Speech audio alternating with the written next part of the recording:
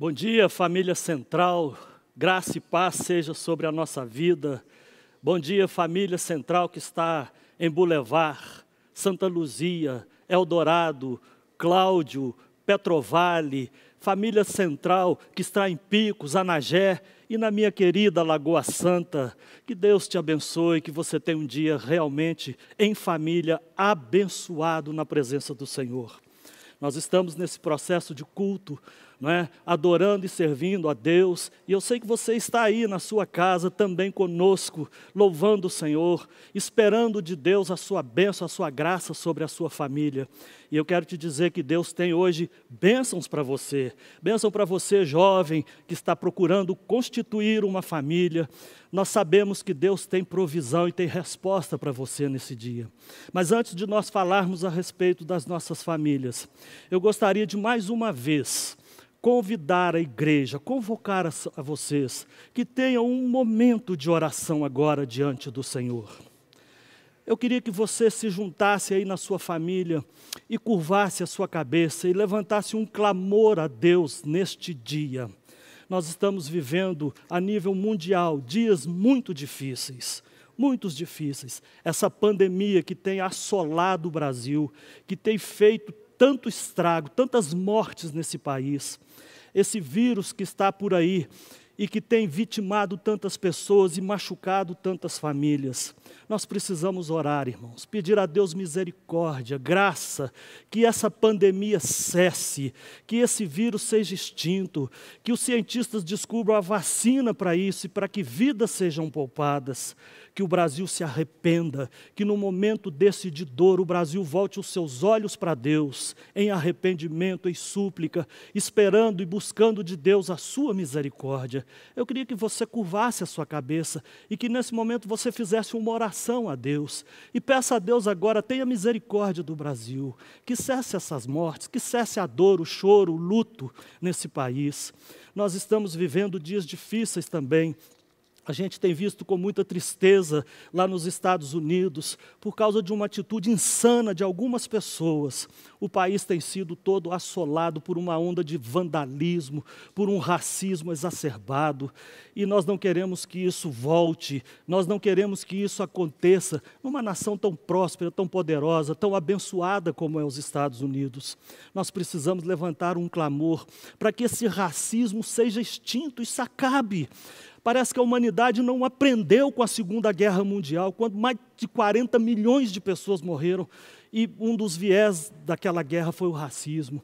Eu quero pedir você agora, nesse momento, una-se a nós em oração e peça a Deus que a bênção dele não se afaste do Brasil, que a bênção dele não se afaste dos Estados Unidos, que essa onda de racismo lá seja extinta, seja parada, que haja um arrependimento, uma busca do Senhor, que haja uma volta para a palavra de Deus, assim como no Brasil, que haja uma volta para a palavra do Senhor, para a presença de Deus, para que essa epidemia cesse e para que fatos como esses que estão acontecendo lá fora não aconteçam no Brasil.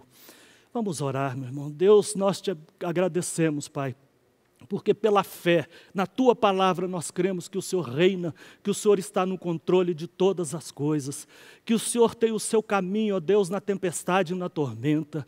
Ó Deus, e nós sabemos que tudo isso que está acontecendo, não somente no Brasil, mas no mundo, especialmente lá nos Estados Unidos, meu Deus, isso servirá para um propósito. E o nosso pedido, a nossa oração, ó Deus, é que o propósito do Senhor para essas nações se cumpram, que essas nações se voltem para o Senhor em arrependimento, que retornem à palavra de Deus, ó Deus, que retornem aos caminhos do Senhor, ó Deus, porque certamente a bênção do Senhor virá. Cessa, meu Deus, essa onda de vandalismo, de racismo, de preconceito ali naquele país, nos Estados Unidos. Deus, não permita que isso venha ao Brasil. Cessa essa epidemia na nossa terra, ó Deus, e traga a paz, Senhor. A paz que vem do príncipe da paz, que é Jesus. Meu Deus, nós clamamos a bênção do Senhor, ó Deus. Os Estados Unidos foi uma nação que enviou tantos evangélicos, missionários para o mundo. O Brasil foi evangelizado por eles. Oh, Pai, tenha misericórdia daquele país e restaura a ordem e a paz naquele lugar. Oh, Pai, em nome de Jesus nós cremos no propósito do Senhor para o Brasil, oh, Pai. O Brasil será um celeiro de missionários, será a maior nação evangélica desse mundo. Oh, Deus, e que a Tua paz, a tua bênção seja determinada sobre nós nesta manhã, sobre cada família que está me ouvindo agora. É a nossa oração, a nossa súplica, no nome santo e irrecusável de Jesus. Amém, irmãos? Dia feliz de nós estarmos aqui na casa do Senhor, na presença do Senhor, para compartilhar um pouco acerca das bênçãos da palavra de Deus sobre a sua família. Nós estamos vivendo a série Família Abençoada, a sua família é abençoada. Deus tem bênçãos para a sua família e depende de você, depende das escolhas que você fizer, porque a palavra de Deus já determinou a bênção, ela já indicou o caminho da bênção e nós precisamos voltar para essa palavra e aplicá-la na nossa vida. E hoje eu quero rapidamente com vocês, nessa meia hora que eu tenho aqui, compartilhar com vocês o que Deus fez ao longo da história, quais os exemplos que Deus tem nos dado de famílias que foram abençoadas porque ousaram aplicar os princípios de Deus na sua vida. E como sempre eu faço, eu gosto de contar histórias, eu gosto de viajar pela história. E nós vamos viajar pela Bíblia nesta manhã. Nós vamos ver o que a palavra de Deus tem para nos dizer. Está escrito lá em Hebreus, capítulo 13, verso 4, digno de honra entre todos seja o matrimônio, bem como o leito sem mácula. O matrimônio precisa ser honrado, porque Deus honra o matrimônio. Nós vivemos numa sociedade, no mundo inteiro, onde pouca importância tem sido dada ao casamento. As pessoas têm levado muito pouco a sério o que seja um casamento. Muitos só percebem, infelizmente, a importância do casamento quando ele se desfaz e traz as consequências sempre amargas. Todo casamento desfeito, as consequências são amargas. O sucesso ou fracasso num casamento depende de escolhas que nós fazemos, não apenas dentro do casamento, mas antes de nos casarmos, de escolhermos com quem vamos nos casar. Saber escolher, saber se colocar diante de Deus é uma atitude preventiva que evitaria muitos casamentos fracassados. E nós vamos falar sobre isso hoje. A Bíblia está repleta de alertas de Deus e exemplos para que nós tenhamos escolhas corretas para o nosso casamento. Então, num primeiro momento, eu quero falar para você, você que está buscando de Deus essa bênção, você que está buscando de Deus uma esposa para você, que quer constituir uma família, você jovem, que está cheio de planos e sonhos, eu quero colocar para você alguns princípios da palavra de Deus para que você tenha escolhas corretas e a sua família seja uma família abençoada. Deus cuidou de nos orientar muito claramente acerca do cuidado que Ele tem com o casamento e cuidado que nós devemos ter. Já lá em Deuteronômio, Deus deu um mandamento para a sua nação. Deus disse, não se casem com pessoas de Canaã. Os cananeus eram idólatras, eram um povo perverso, um povo maligno, um povo feiticeiro. E Deus falou, não se casem com ele, não deem suas filhas aos filhos deles, nem tomem as filhas deles para seus filhos, pois elas desviariam os seus filhos de me seguirem para servir a outros deuses. Deus estava constituindo uma nação, e para que aquela nação fosse próspera, fosse uma nação firme, o princípio estava em com quem eles se casariam, para que houvesse uma continuidade da bênção de Deus sobre aquela nação. E Deus deu essa ordem para o povo, cuidado com as escolhas que vocês vão fazer. Deus tinha um propósito para aquela nação, e uma escolha errada levaria aquele povo a uma apostasia, e o propósito de Deus, não somente para aquela nação, mas para o mundo inteiro, seria frustrado. Então Deus cuidou de dar essas orientações. Quando Deus formou o seu povo, Ele chamou um homem, um caldeu, chamado Abraão. E Deus lhe fez promessas, e Deus lhe deu bênçãos, e falou, como já foi lido aqui, que em Abraão seriam abençoadas, seriam benditas todas as famílias da terra. Uma bênção que começou através de Abraão, pela fé, com a escolha que ele fez. E a escolha que nós precisamos estar atentos às orientações de Deus. Quando Abraão, já velho, viúvo, precisou de dar continuidade à sua família, à sua geração, e ele já tinha o seu filho Isaque, e ele ora a Deus, e ele chama um dos seus empregados, dos seus servos mais fiéis, e pede a esse servo: ponha a sua mão debaixo da minha coxa, e jure pelo Senhor, Deus dos céus e Deus da terra, que você não buscará mulher para o meu filho entre as filhas desses cananeus, no meio dos quais eu vivo, mas você irá à minha terra, ao meio dos meus parentes, e entre eles você vai tomar uma mulher para o meu filho Isaque. Imagino que venha a ser isso.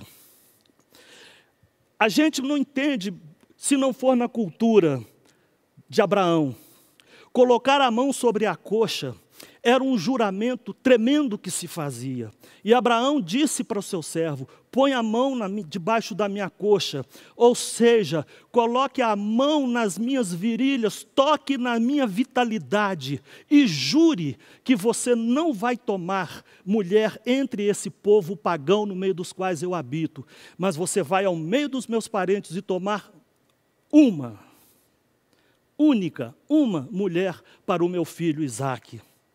Aquele juramento, ele era inquebrantável.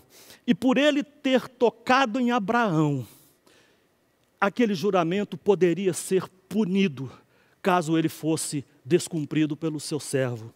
Aquele homem, então, se põe a caminho da Mesopotâmia, e no meio do caminho ele ora a Deus. Ele ora intensamente a Deus e fala: Deus, me dá sinais, me mostra quem é a pessoa que o Senhor escolheu para o meu servo Isaque, para o meu senhor Isaque, para o meu senhor Abraão, cumprir a ordem de Abraão. Me dá um sinal. E ele ora a Deus, e ele começa a observar os sinais que Deus estava dando. E Deus começou a lhe mostrar aquilo ali.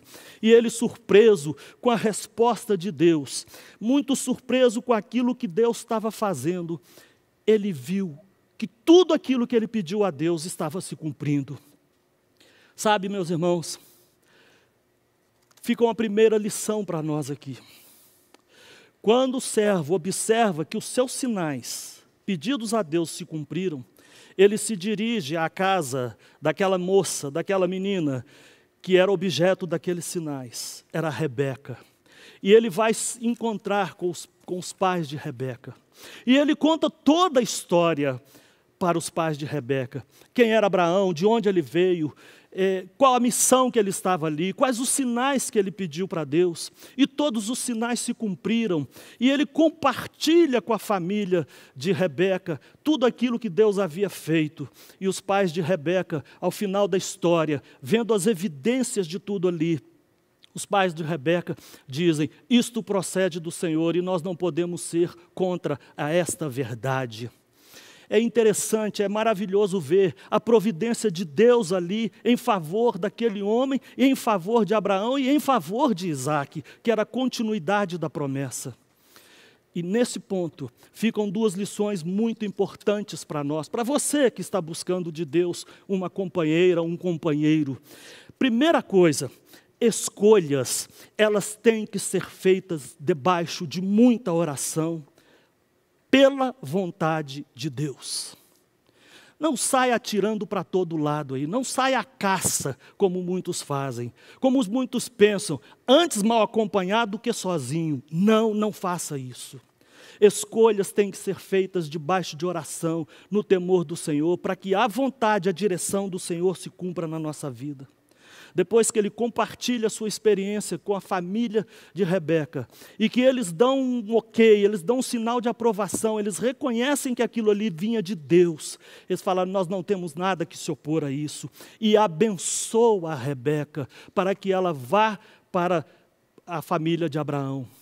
Segunda verdade que nós podemos aprender disso aí: escolhas têm que ser feitas depois de muito conselho, com piedosos experimentados, e tem que ser abençoada pelos pais.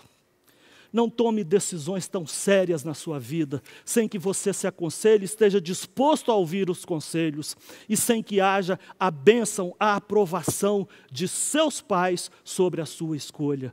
E os pais de Rebeca abençoaram aquela escolha. E ela foi com o servo para se encontrar com Isaque. E ela foi recebida por Isaque. Mas eu quero voltar a Isaque daqui a pouco. Eu não vou terminar em Isaque. Eles tiveram filhos, eles constituíram uma família, e dos seus filhos, 2 filhos que eles tiveram, um Esaú e outro Jacó, você conhece as histórias dele. E quando chegou o tempo deles fazerem as suas escolhas, Esaú tinha 40 anos de idade. E a palavra de Deus diz que ele escolheu 2 mulheres, entre as mulheres hititas, pagãs, mulheres que não eram do povo de Deus. E Esaú escolheu 2 mulheres, e se casou com essas mulheres, e a palavra de Deus diz que elas amarguraram a vida de Isaque e de Rebeca. Elas foram motivo de amargura para a vida deles. E a palavra de Deus diz que Rebeca, compartilhando com seu marido Isaque, disse: eu estou desgostosa da vida por causa destas mulheres. Se Jacó escolher esposa entre as mulheres desta terra, eu perderei a razão de viver.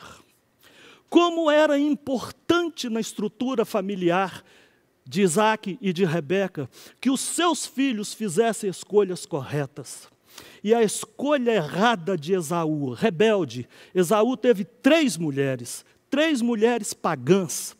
A escolha errada deles trouxe amargura para a vida de Isaque e para a vida de Rebeca, ao ponto de Rebeca dizer: se meu filho Jacó, que era o seu filhinho amado do seu coração, era aquele sobre quem estava a bênção da descendência de Abraão, ela falou: se ele fizer uma escolha dessa, eu vou perder a minha razão de viver, porque ela sabia das implicações que teria isso na vida de Isaque, vida afora. Aí tem uma outra lição para nós. Escolhas erradas afetam a nós, aos nossos filhos e às nossas famílias. Lembra, quando você faz uma escolha, você vai envolver a sua família e os seus filhos nessa sua escolha. Então tenha prudência, tenha cuidado, tenha temor e zelo de Deus, para que Deus te oriente na escolha que você precisa fazer. E quando foi a vez de Jacó fazer as suas escolhas, o filho amado de Rebeca, Isaque chama aquele rapaz, aquele homem, já era um homem, chama Jacó e dá a sua bênção para ele, e lhe dá uma ordem: não tomarás esposa entre os filhos desta terra, entre os cananeus, mas você vai aos meus parentes, lá na família da sua mãe, e de lá você vai tomar por esposa uma das filhas de Labão, seu tio. Você vai casar com uma das suas filhas. E o Deus Todo-Poderoso te abençoe. O Deus Todo-Poderoso te faça fecundo, te multiplique e você venha a ser uma multidão de povos. E te dê a bênção de Abraão e a tua descendência. Irmãos, tinha um propósito de Deus na trajetória de Isaque que precisava ser cumprido. E ele foi, de Jacó, que precisava ser cumprido, e ele foi abençoado por seus pais para ir buscar uma esposa. E o que acontece? Muitas vezes as pessoas acham que existe um romantismo muito grande quando fala que Jacó trabalhou 7 anos por Raquel, e depois trabalhou mais 7 porque ele a amava profundamente. Mas essa história é uma história muito triste, porque ele foi enganado por seu sogro inescrupuloso, e houve o episódio de Lia na vida dele, e ele se casa com aquela mulher, casa enganado, ludibriado pelo seu sogro, e aquilo, apesar de não ter sido uma escolha dele, mas ele foi influenciado por algo que estava errado. Cuidado com as escolhas erradas. Por quê? Porque elas podem afetar muito a sua vida. Escolhas equivocadas fazem do cônjuge uma pessoa infeliz. Jacó não amou a sua esposa Lia. Pelo contrário, ele tinha preferência por Raquel. E Lia foi uma mulher infeliz a sua vida inteira. Quer ver a infelicidade dela? Olha os nomes que ela deu aos seus filhos. Os nomes que ela deu aos seus filhos. Então não existe glamour nenhum na paixão de Jacó por Raquel. Existe sim uma tragédia familiar ali, de um engano que foi cometido, de uma situação errada no matrimônio. Por quê? Porque essas escolhas equivocadas tornam as pessoas infelizes e aquela mulher se tornou uma mulher infeliz e amargurada. Meus irmãos, a prudência, jovem, você que está buscando de Deus, a prudência é algo que vai te livrar do mal, é o temor do Senhor que vai te livrar. E a Bíblia vai nos relatando histórias. Veja a história de Sansão. Eu estou falando de pessoas que são ícones na palavra de Deus. Sansão era um homem que Deus tinha estabelecido um propósito para a vida dele. E o propósito de Deus para a vida dele é o quê? Você vai começar a libertar o meu povo do jugo dos filisteus. Os seus pais o orientaram porque ele era um homem que tinha um voto nazireu sobre a sua vida e Deus tinha um propósito para ele. Seu pai o protegeu, seu pai o advertiu, seu pai falou com ele, não case com pessoas dessa terra, será que não tem alguém entre os filhos de Deus aqui para que você case e você vai escolher esposa entre esses incircuncisos? Ele falou, mas eu me agrada dela e eu quero casar com ela. E Sansão casa com uma mulher, e o resultado desse casamento dele é que foram pelo menos 32 pessoas mortas por causa da escolha errada de Sansão. Ele foi um homem que não aplicou os princípios de Deus na vida dele. Ele se permitiu unir-se a prostitutas, depois se casou com uma mulher dos filisteus, e essa mulher veio a ser um laço e veio a ser a destruição da sua vida. Por causa dessa mulher, ele teve sua vida e seu ministério destruído. Sansão, o povo de Deus foi oprimido pelos filisteus durante 40 anos, e ele foi juiz em Israel durante 20 anos. Ele ficou aquém do propósito de Deus, por quê? Por causa da escolha errada que ele fez. Outra verdade que você precisa estar atento a ela, escolhas podem afetar o cumprimento do propósito de Deus para a sua vida. Cuidado, isso é muito sério, Deus tem um propósito para você, tem um chamado para você, e esse cumprimento desse propósito passa pelas escolhas que você fizer. Não bastasse isso, tem a história de Salomão, que todos nós conhecemos, um homem que teve 300 esposas, 700 concubinas, mas qual foi o fim triste da vida de Salomão? Salomão amou muitas mulheres estrangeiras, que não era propósito, não era de Deus aquilo ali, Deus já tinha o advertido. Salomão se apegou a elas amorosamente, e a palavra de Deus diz que à medida que ele foi envelhecendo, ao invés de se tornar mais sábio, ele foi andando para trás. Suas mulheres o induziram a voltar-se para outros deuses e o seu coração já não era totalmente do Senhor. Foram um tropeço na vida deles, como foi o coração de Davi. Ele se desviou da vontade de Deus. Isto representou a ruína da nação. O país foi rachado, foi dividido, como consequência de uma escolha errada de Salomão, apesar de toda a sabedoria que Deus lhe tinha dado. Vem outra lição a respeito disso, outro alerta de Deus para a nossa vida. Escolhas podem afetar o seu relacionamento com Deus e comprometer a sua liderança. Cuidado, as suas escolhas vão afetar o seu relacionamento com Deus e a sua liderança, o seu chamado.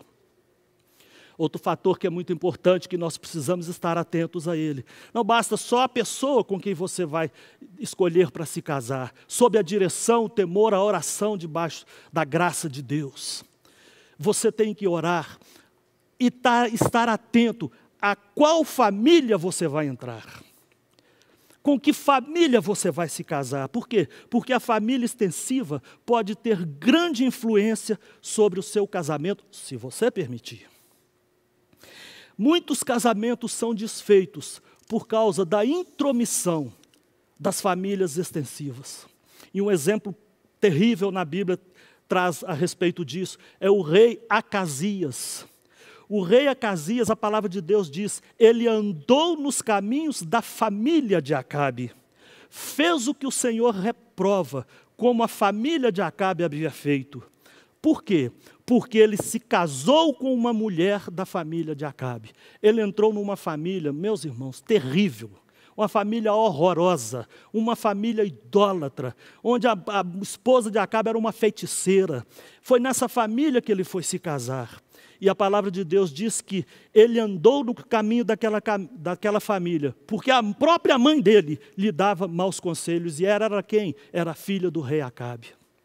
Cuidado, ao você escolher um casamento, uma pessoa para se casar, olhe bem em que família você vai entrar. Sabe por quê?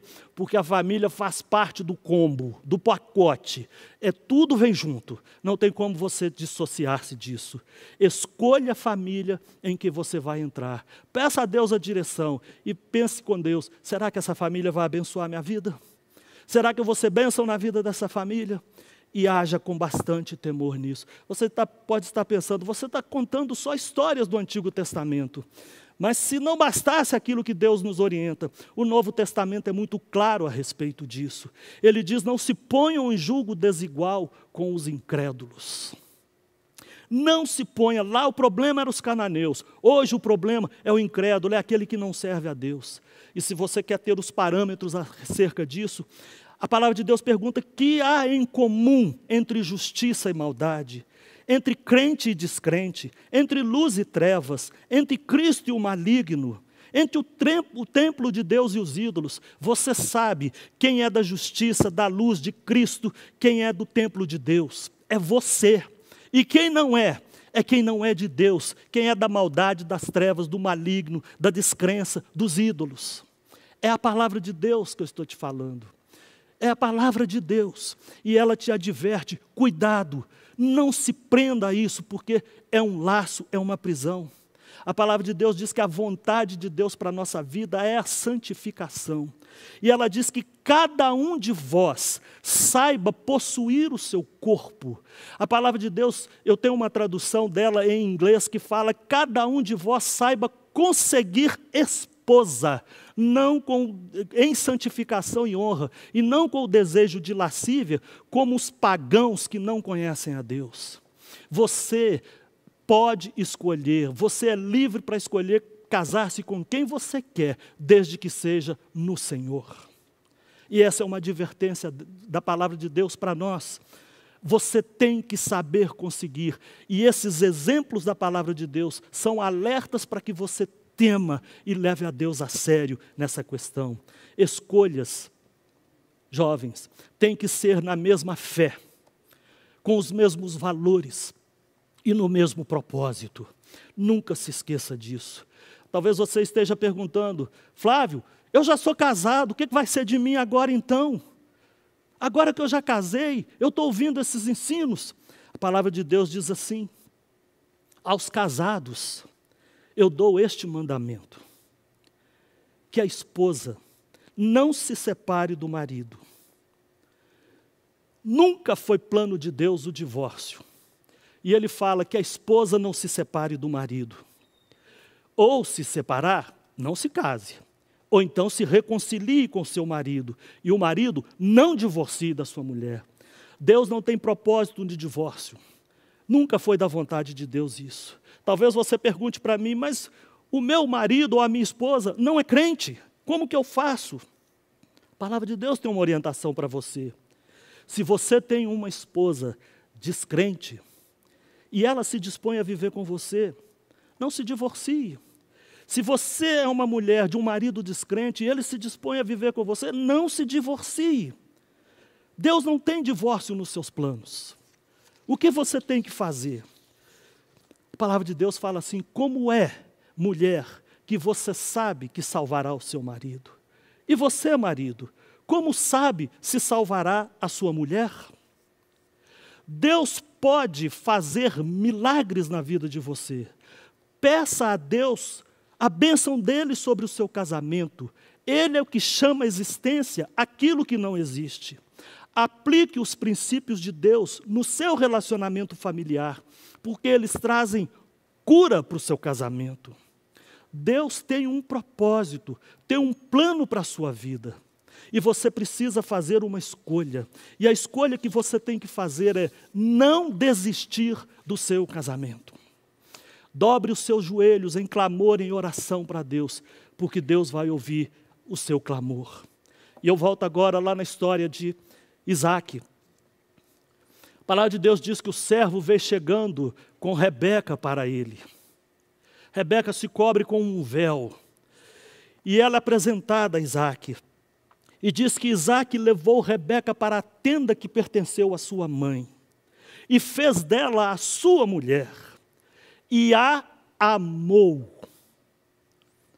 Olha que lindo, é a história mais linda de um casal que eu vejo no Antigo Testamento.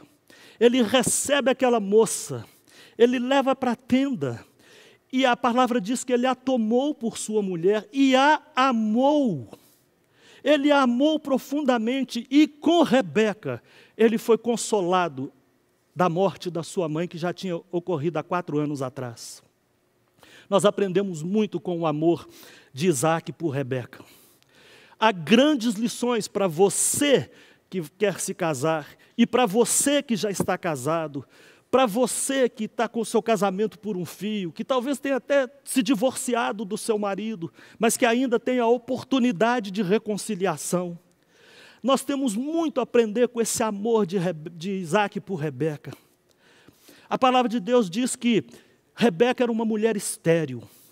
E esterilidade naquela época seria, ela não teria filhos, ela não teria o nome da família a que ela tinha entrado, ela não teria direito à herança, porque a herança ficava com o homem, ela teria um futuro comprometido naquela cultura.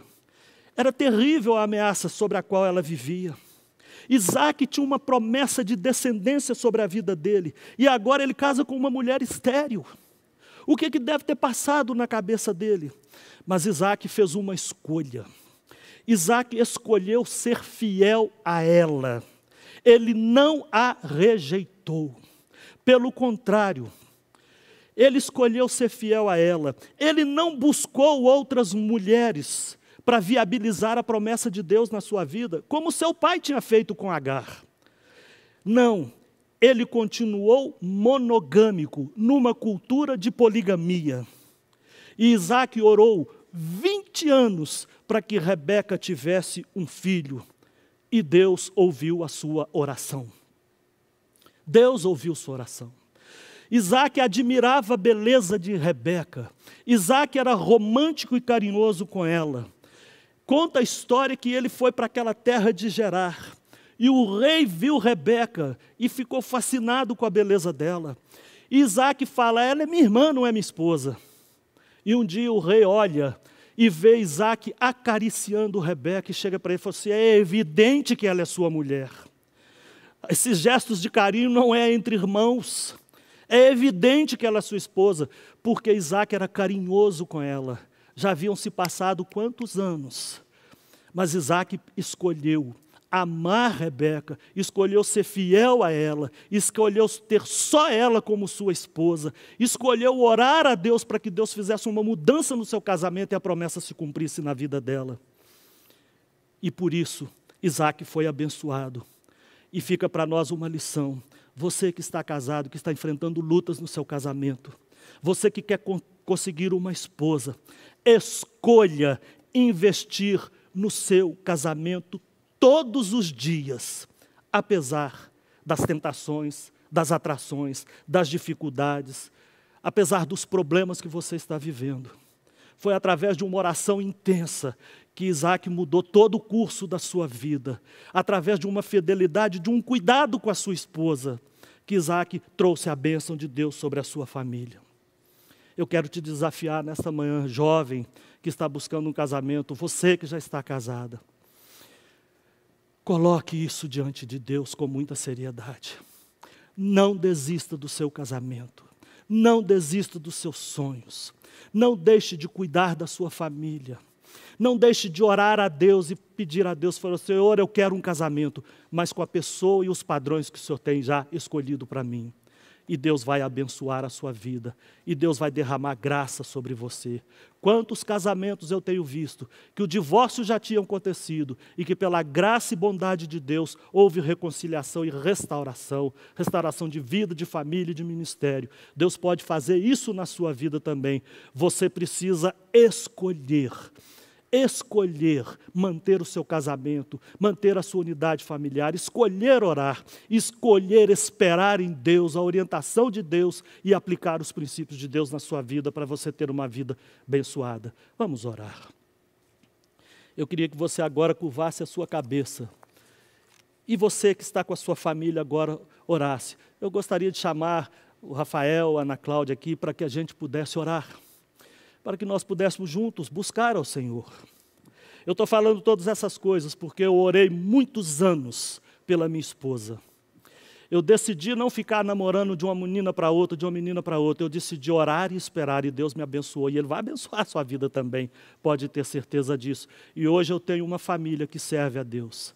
Está aqui minha esposa, meu filho, minha filha lá nos Estados Unidos com seu marido, servindo a Deus.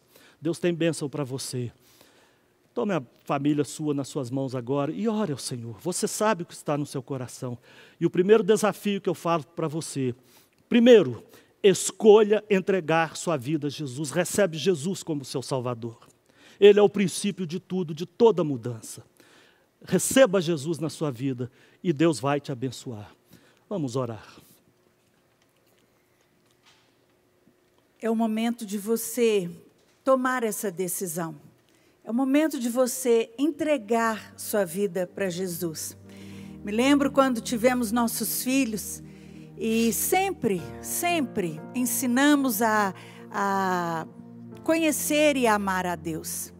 Mas teve um dia na vida deles que eles tomaram esta decisão. E hoje é o seu dia. Faça aí agora. Feche os seus olhos numa atitude de fé, numa atitude de confiança, crendo. E faça comigo esta oração.